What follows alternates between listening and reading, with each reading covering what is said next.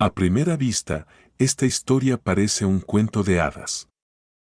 El príncipe valaco, rumano, Vlad Tepes, más conocido como Drácula, obtuvo su libertad tras un largo encarcelamiento y se casó con la prima del rey de Hungría, casi una princesa. Sin embargo, no todo fue tan maravilloso. El rey pensaba que su prima era estéril, y solo por eso la ofreció a Drácula.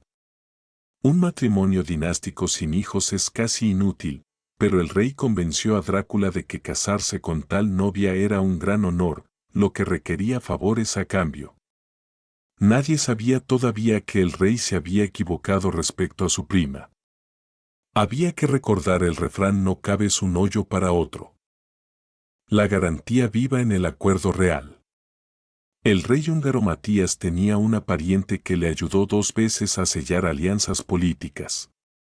La primera vez fue en 1458, cuando Matías, siendo aún muy joven, estaba cautivo por los checos. El 24 de enero de 1458, Matías fue elegido rey de Hungría en ausencia, pero no podía ir a la capital húngara para tomar el poder. Los checos no lo liberaban, y solo aceptaron soltarlo a cambio de un gran rescate de 60.000 monedas de oro. La familia de Matías era una de las más ricas de Hungría, pero incluso para ellos era difícil reunir esa cantidad. Otro hombre rico de apellido Székely Pongrácz accedió a aportar el dinero faltante, pero quería una garantía de que su valiosa ayuda no sería olvidada una vez que Matías se sentara en el trono. Fue entonces cuando la joven Ilona Szilágyi, a veces llamada Justina, prima de Matías y prima segunda por parte materna, resultó útil. Las partes acordaron que el hijo de Székely Pongrácz, Václav, se convertiría en el prometido de Ilona, sellando así el acuerdo político. Los prestamistas, gracias a esta garantía viva, obtuvieron la seguridad de que no serían olvidados, y la familia de Matías consiguió el dinero faltante para el rescate. Después de esto, Matías regresó a Hungría y ascendió al trono. El 9 de febrero de 1458, el futuro rey cruzó la frontera del reino. En la frontera, los checos entregaron a su cautivo a los húngaros a cambio de las 60.000 monedas de oro reunidas con tanto esfuerzo, y el 15 de julio de ese mismo año, la familia Székely Pongrácz recibió 2 castillos del dominio real. El motivo formal fue que 15 años atrás, esta familia había prestado 12.000 monedas de oro a uno de los antiguos monarcas húngaros y nunca se les devolvió el dinero. Pero de hecho, Matías simplemente estaba pagando por la ayuda recibida 6 meses antes. Los castillos valían mucho más que las 12.000 monedas de oro. Ilona también se convirtió en un medio de pago.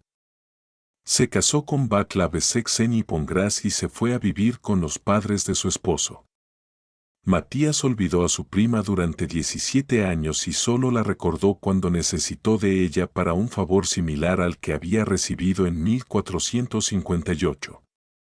Su prima debía convertirse en garantía viva para otro acuerdo político.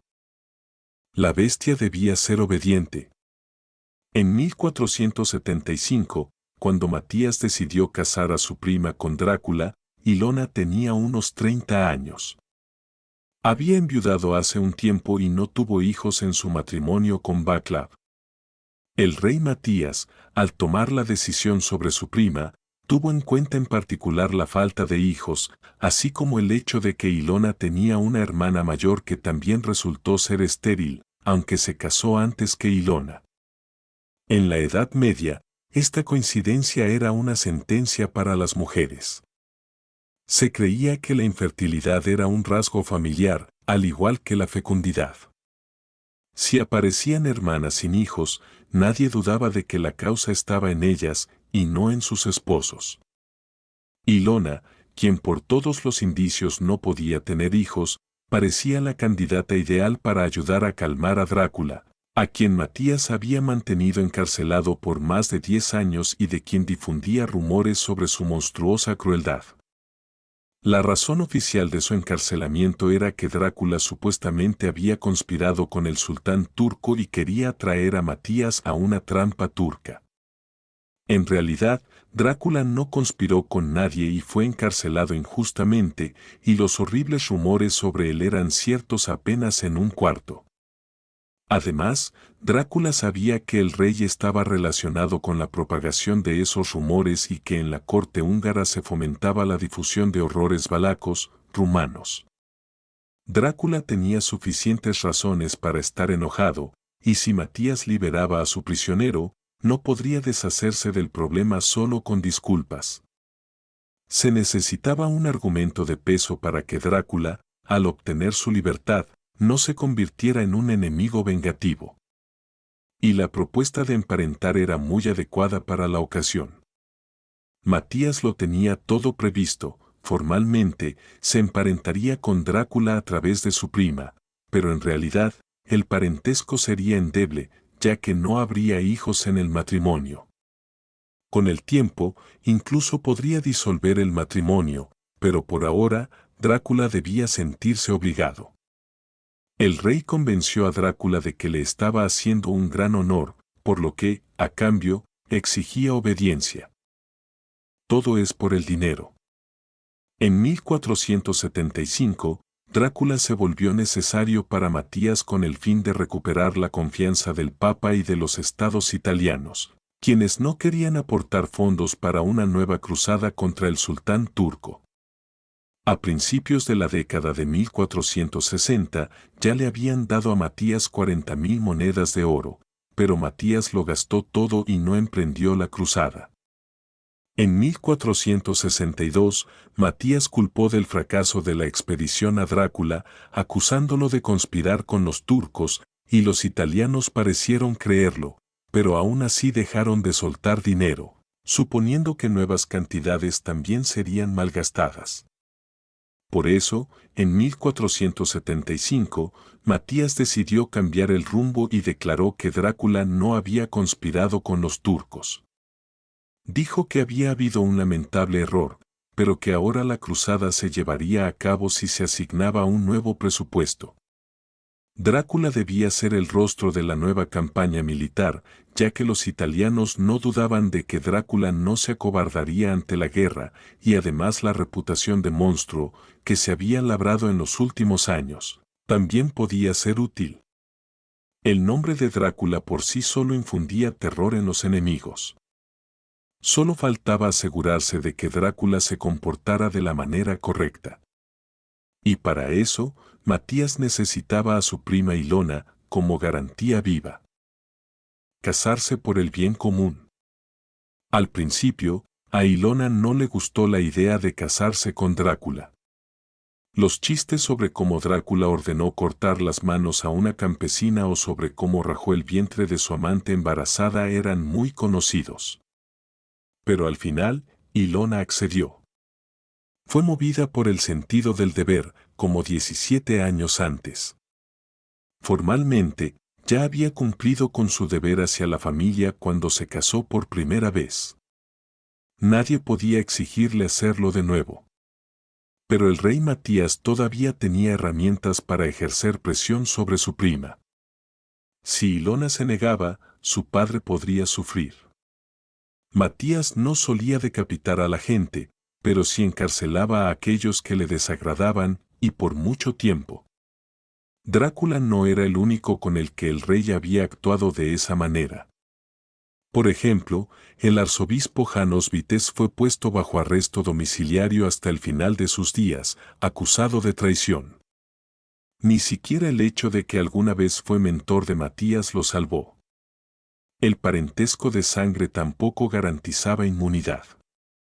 Cuando el rey Matías se peleó con su tío, Miali Esilagi, lo encerró en una fortaleza durante casi un año. Y el padre de Ilona, Osbate Silagi, también era tío de Matías y fácilmente podría haber terminado en una fortaleza si hubiera interferido con los planes reales y exigido, dejen en paz a mi hija. Por eso Ilona decidió aceptar.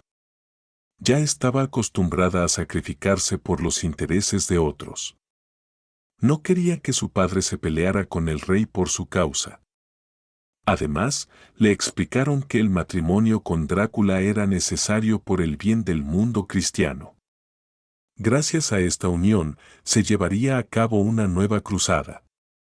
El matrimonio con Drácula se le presentaba a Ilona como algo que agradaría a Dios, que beneficiaría tanto a su familia como a muchas personas más allá del reino.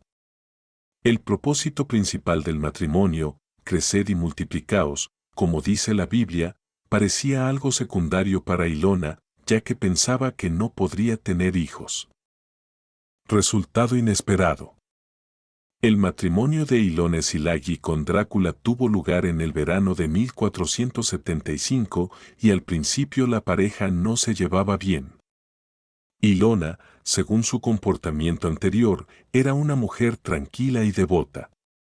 Y Drácula, una persona temperamental que además había pasado muchos años encarcelado sin compañía femenina, no entendía por qué su esposa cumplía sus deberes maritales sin entusiasmo. Para el otoño de ese mismo año, la relación empeoró considerablemente.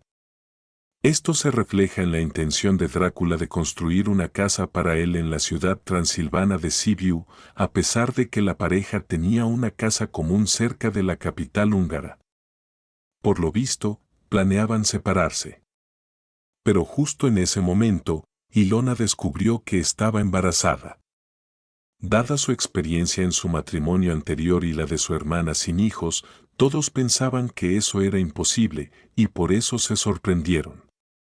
Se sorprendió la misma Ilona, toda la corte real húngara, y por supuesto, Matías, a quien la noticia del embarazo de su prima le arruinó sus planes. Al rey le quedaba una leve esperanza de que su prima no llevara el embarazo a término o que naciera un niño muerto, pero Ilona dio a luz con éxito. Tuvo un hijo con Drácula, y eso le trastocó completamente el juego a Matías. El rey pensaba que se había emparentado con Drácula solo nominalmente y que, si era necesario, podría anular el matrimonio por la falta de hijos. Pero ahora eso estaba fuera de discusión. Al mismo tiempo, Ilona empezó a ver a su esposo de manera diferente. Hasta ese momento, debido a su infertilidad, se sentía incompleta, pero Dios le mostró misericordia, como se solía decir cuando se referían a una mujer que no había podido ser madre por mucho tiempo. Desde el punto de vista de Ilona, resultó que se le recompensó por sus sufrimientos anteriores y que su esposo, incluso si era el terrible Drácula, no era tan gran pecador ni monstruo. Si Drácula era el padre de su hijo, significaba que también había merecido la misericordia de Dios. Además, en esos tiempos, el nacimiento de un niño era visto como doblemente bendecido en comparación con el nacimiento de una niña. No cabes un hoyo para otro. Toda esta historia puede parecer una muestra de justicia suprema, ya que Matías terminó experimentando el mismo destino que él había planeado para Drácula. En 1476, Matías se casó con la princesa Beatriz de Aragón. Planeaba fundar una nueva dinastía real, entrando en la historia de Hungría no solo como Matías I, sino como el primer miembro de los corvinos. El sobrenombre Corvin, que llevaba Matías, significaba cuervo y se convirtió en su nuevo apellido, aunque era descendiente de la familia Hunyadi. Sin embargo, estos planes ambiciosos no se concretaron.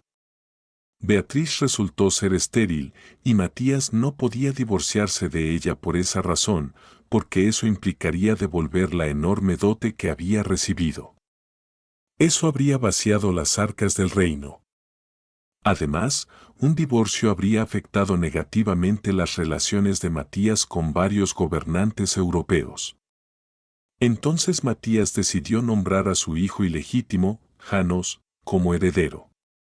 Incluso hizo que toda la nobleza le jurara lealtad a János. Pero tan pronto como Matías murió, la nobleza olvidó sus promesas. Por otro lado, los descendientes de Drácula continuaron gobernando Valaquia, la región rumana, hasta finales del siglo XVII.